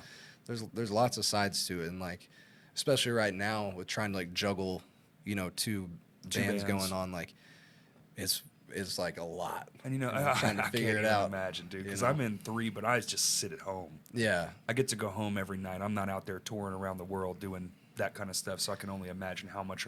I mean, I guess luckily we live now. Mm-hmm. We have FaceTime. I can talk to anyone, anytime, anywhere in the whole world. Yeah. So it's not probably as bad as it once was. Yeah, for Imagine sure. the guys were like, I'll be gone for 3 months. I'll see you in 3 months. Yeah. I'll send a postcard. You Yeah. know. That's what used to be like, obviously before my time doing this, but Right. like talking to Corey and some of the dudes that have been doing it longer, it's like, yeah, you'd maybe have cell phone service sometimes or whatever. Payphones at a gas station. Yeah. Yeah. For me, it's in all of us now. It's obviously not that Right, rough, yeah. but it is rough. It's almost easier when I was in Europe, I was like 8 hours ahead from home, and Right. that almost makes it easier because then like our schedules are somewhat flip flop. So like when my wife's getting off work, like I am like being done for the day Right. also. But like our work jobs start at like completely different times. Right. So like it kind of helps things line up. Or then like when we were in Australia, we were 15 hours ahead. That's wild. So then that one was pretty rough because I'm it's calling like you from the future. yeah, dude. So when I flew home from that, I landed back in the States an hour after I left Australia. What the fuck? That makes no sense to me. I know, it's wild. That's so weird. Time things in the earth. It It's just doesn't like exist. how does that? Time is a lie. Yeah. It's But- like, oh, it was yesterday, today, an hour ago. What the fuck? Yeah. Yeah. But yeah, it's like all that shit, like it's all a bunch of balancing things. Right. You know, and like balancing relationships, balancing like When you're new to it too, right? Like Yeah. relatively speaking. yeah, no, for like in the grand scheme, like yeah. Right. For sure. Like, I mean, even we were talking about earlier that show at that church is like 12, 13 years ago, but I've never thought in a million years, if you fast forward 13 years later, this is what we're doing. Yeah. You know? It's weird. But also, how fucking cool is that? It's super cool. You know? It's really cool because like it's one of those things where in hindsight it all makes sense. Right. It's But- the look back. But when I was back there, this was like trying to fucking thread, you know, or find the needle in the haystack Yes. type thing. Right. And it's Oh, trust me, I looked for that needle for 22 years, brother. Yeah. Yeah. I get it. And it's a finite thing. And if you don't make the right commitments with the right people, and it's just like so many things, so many variables. And then sometimes it just works. yeah. And the thing is, like, once it does start to work, it's kind of like a snowball process. Mm-hmm. And so you like that's really when you have to like make that internal decision Right. that's gonna affect like the future of like how much you can do it and like how often you can do it. And it's cool though because that picture you posted from the Harvester NJ show the other day, that was 2016, right? 20. I think that was 2016. Yeah. But yeah, that was kind of like the day that sort of like started the whole process of like us getting here now because like we opened that show and then like Corey watched us play and he dug it and that led into like him doing the guest spot on the Harvester record and then that led into him asking me to I still have the Harvester poster up at the practice space. Yeah? Like it's still magneted to the wall. Hell like, yeah, dude. Still to this day. I've made sure when I moved, I was like, you're coming with me. Nice. Put it up, packed it up, took it to the new spot. There it sits. nice, dude. Yeah. Yeah, I'm super like it's cool looking back on that because that band was super sick.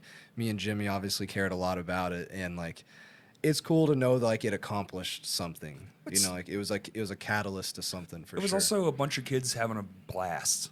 You Yeah. know, and those are really, you don't know it till you're 38. Yeah. Sitting at a desk on a stage you used to play on. Yeah. Looking back at everything, but it's like the flyer wasn't special when I got it. Jimmy gave it to me. Yeah. It's just on a piece of thick paper. Yeah. It's not even really a poster. It's just a nice picture. Yeah. But but I kept it for so long because as soon as we got back home, I just, put it on the Yeah. thing and it just stayed in our jam room. And then eventually it had this meaning. It's like looking back, Totally. it's like, dude, this was just us goofing around, Yeah. hoping for just, please, man, come on. Dude, I feel you on that. And I've tried to be like, obviously, like, you don't know what is going to turn into what. But No. I've tried to be better about like thinking about that kind of shit. Making Like, the right choice. making the right choice, but also like just holding on to stuff that might mean a lot to me later. Like Yeah, I'm glad I did it early on because I've got like a bunch of Cape Fear flyers now. I've still got Harvester ones like from when I was in, like my junior year of high school playing shows. That's and, like, cool.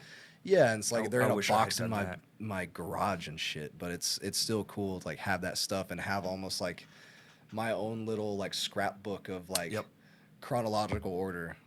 Yeah, I wish I had done more of that. I have a few things, but Mm-hmm. as far as like a nice collection to look at, it's probably like I could probably fill up like one book. Yeah. And that's kind of it. And it would Yeah. express the last 25 years I've been playing music. Yep. And it's like, I kind of wish I would have started. Now I save everything. Like Yeah. we went to the studio. I took my drumsticks. Like I Mm-hmm. had the engineer sign them. Like we all sign them. It's like a thing. Yeah. Put them up in my house. So like Yeah. they're there forever. Now I'm really good about it. But man, back then I was just like, whatever, light it on fire. Well, that's cool, man. Yeah. Put some in there and smoke it. Yeah. you know? Yeah, it's cool. Like I've got set list from like when I used to go and see Norma Jean like years and years and years ago. So I've had those like in that same box and stuff. And It was just cool seeing that picture you posted the other day because I remember that night so vividly. And then like I was saying, like that night kicked off like a string of events that led to this, but like specifically making the Harvester record with Corey on it. I remember that period of time felt so like it felt like just the biggest hinge in the world. It's like everything from here on out depends on this right now. Right. And I'm like the night that me and Jimmy went to Corey's brother's house, like have him record his guest spot for us. I remember us getting in the car afterwards and we're like, what the fuck? yeah, Like dude. we played it like so cool and then we get in the car and we're like, what is happening? Geeking out, yeah. And you know, it just looking back is like I remember feeling like every step I took, like physically every step I took was like this life-changing decision. And you know, it's not healthy to live like that because that was so stressful and I still do that way too much. But like I think we all do to an extent. yeah, especially like when you're doing something like in the arts realm. Oh, dude. Because like everything is so left up to chance and it's all based around like right place, right time and all that shit. So like This has been that for me now. Like this is kind of like my next venture, and it's just like Kurt will tell me like this person they said yes, and I'll just start vibrating internally. I'm like, Yeah, you gotta dude. be fucking kidding me. yeah, He doesn't that's realize awesome. how easy it is to just ask. Yeah, no, and I'm not an asker. Like I'm very like when it comes to things like that, I'm just like I'm a very much like if you believe in it enough and you do it enough, it'll find its way. Yeah. And Kurt's very much like, yeah, but we could just do that now. Yeah. And I'm like like that. I have like a 20-year plan. Kurt's like, well, what about next week? Yeah. Would you be okay with next week? And I'm like, I don't know if I'm ready for that, but Yeah. we'll try. It's one of those weird things, and I remember like that lesson right there, learning that when the first tours I ever did was with a band called Brother Moses. Like they're from Arkansas originally. Yeah. And I played drums for them, and that was the first tour I ever did. We did like the whole U.S. in a summer. It was like super DIY, but the whole way it even came about was their singer James. He's like one of my best friends, and they had been doing their thing, and it was like completely outside of any kind of musical thing I'd done before because it was like indie rock stuff. Yeah, yeah. You know, I'm over here just like ripping off Maylene and stuff like that. And so he like comes into town from college. I think this was like my senior year of high school or maybe my freshman year of college. And he went to Fayetteville and I was still in Fort Smith. And he came, we got coffee and stuff. And like he has this weird way of showing up in my life whenever I'm like on the verge of like, what the fuck am I doing? You know, like I've got to like make a decision about which way I'm going. And I was just expressing to him, you know, like I'm trying to like get more experience. I'm trying to like get out there and like really start the process of doing this. Right. And they had like just started playing outside of regional stuff. You know, they hadn't done like a full tour or anything like that, but they were doing more than I was at the time. And I was just like, man, it'd be cool like if you ever needed me, I would do it, you know? And he was like, man, sometimes all you got to do is ask. And Yeah. he's like, because the worst that can be said is no. And then even if it is a no, it's not like no because you suck. It's Right. like just no because like that's not what is needed right now, or like no, that just isn't like logistically right. But Right. me setting that whole thing up and throwing that out there really kind of like kicked off everything That's in a way cool. because that was my first that gave me the ability to like have touring experience and have like grindy DIY touring experience to pretty Right. much set me up to be able to handle doing more grindy DIY Right. tour experience, but on like a little bit bigger scale. What a great lesson to learn at a young age. I didn't have Dude. that. I mean, like, after that, I was never like, yo, can I do this? Can I do that? Can I do that? But it did, like, set something in me that I was Right. like, go get it. Or, Yeah. you know, at least do your part in If you going feel and and you getting believe it enough, just reach out. Yeah. Because, I mean, really, at the end of the day, it could just be a no. And no sounds so harsh, but like you said, man, it could just be like, well, that's just not in the cards right now. Yeah. Holler at me in 6 months, 8 Yeah. months, a year, whatever. Because if you're asking the right person, then, like, hopefully that person also respects you enough to not, like, just say no for, like, a reason that's not warranted. Or in a hurtful way, like, no, you know? Yeah, you? totally. Nah. Yeah. So there's, like, lots of times where I've just had to be like, okay, like, I'm just going to, like, go for this thing. Right. Like, whether it's been with, like, endorsement deals or just, like, making connections with dudes that I hadn't, like, met in person yet, things Right. like that, where you just, like, you take that initial step, and usually it works out. You know, That's like so wild. I'm like a no-name kid from Arkansas, but like my buddy Tony that works at ESP Guitars, like he treats me so well. He takes care of me so well because like I just reached out to him. Right. And like we started that conversation and like And a no-name kid from Arkansas who's not afraid to ask is now living a billion people's dreams, you know? yeah. Literally. You know? Like Yeah. it's so hard to get to where you are, but it's not by just because of who you are. It's literally just right place, right time, lack of fear to do the thing necessary, like all those things. When you're talking about all these steps you have to take and the Yeah. sacrifices you have to make, most of those billion people ain't willing to do that. Yeah.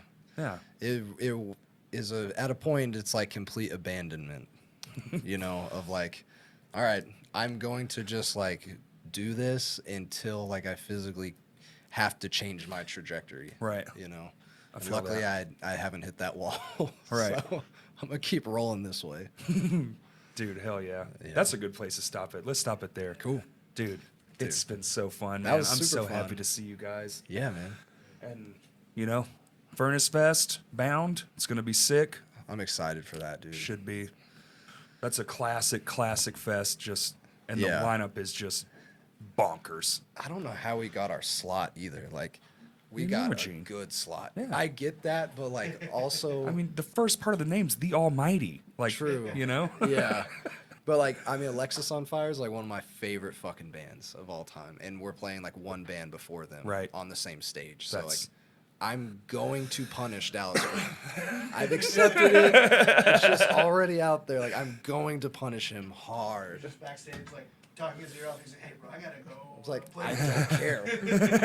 Y'all gotta clip that. Yeah. Post that so he can post it so it's not weird when he actually does it. He's gonna be like, man, you should know. Like, this sucks. I'm like, yeah, I know it sucks, but No, dude, but buckle up. yeah. Yeah. All right, do you want to plug anything, or are you just living easy? You got a book coming out. How far along are we? Oh yeah, no. I'll just go ahead and plug the record. So we put out Death Rattle Sing For Me last month, and yeah, that record means a whole hell of a lot to me. It means a lot to all of us. It's a culmination of a lot of work, a lot of spirit, a lot of mustering yourself and your friends together to create something in the face of what seems like absolute fucking turmoil and defeat, and then saying fuck that. So yeah, check that Love out. that. Check it out, and everybody, thank you for listening. Awesome. That's definitely the most